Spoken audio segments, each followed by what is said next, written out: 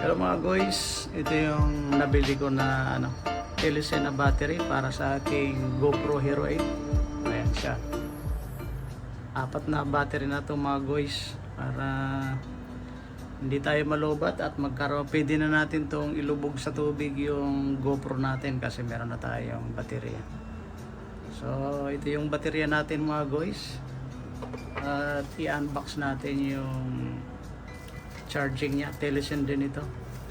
Nabili natin sa Lazada mga guys. Ayan, buksan natin.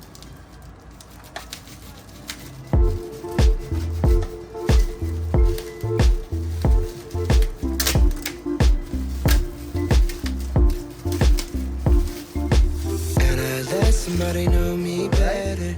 I thought that I would miss you more. Ayan, Telecel. For lang ito, Hero 8. No? 5, 6, 7, 8 lang. Storage type and charging box. So, buksan natin.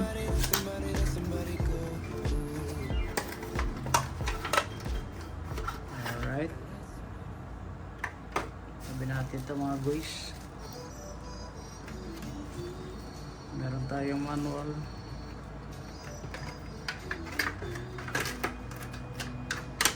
Alright. Ito yung kanyang cable.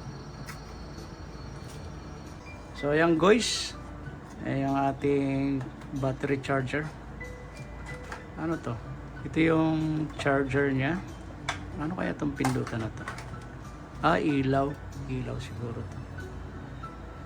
Buksan natin mga guys. Ayan, ang ganda. Malinis.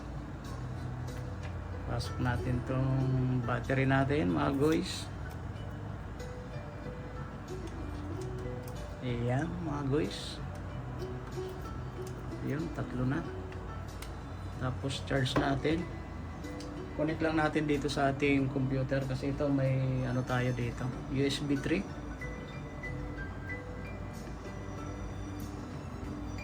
Connect natin mga guys.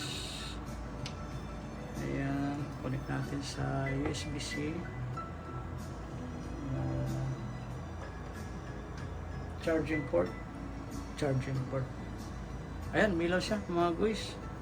Kulay blue. So, ang instruction siguro dito pag namatay, full charge na. For Chinese man ito. Let's kabila. Power indicator pala ito. Power indicator, indicator light. May lights dito sa harapan. Ayun, mayroon siyang red. So, naka-red, ibig sabihin nagcha-charge yung ating baterya. At pag yan ay na full charge, so magpa-power off siguro yan. Will not light. Yan, nakalagay rito.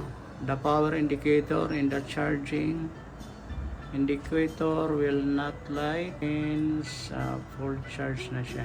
So, yung mga guys, yung unboxing natin sa ating Telecel. Alright, ang ganda. So, meron pa tayong extra. So, itong extra na to gagamitin natin sa natin. Dito ang box. Sa natin. Open natin. Ayan. Open natin dito. Ayan. So, ayan mga guys. Pasok natin to. Then, power on natin kung gumagana. Power on natin. Ayun, magana siya mga guys.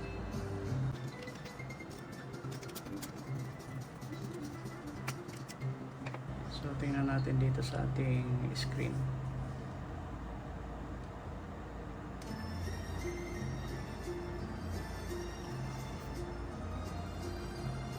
Alright, so yan mga guys.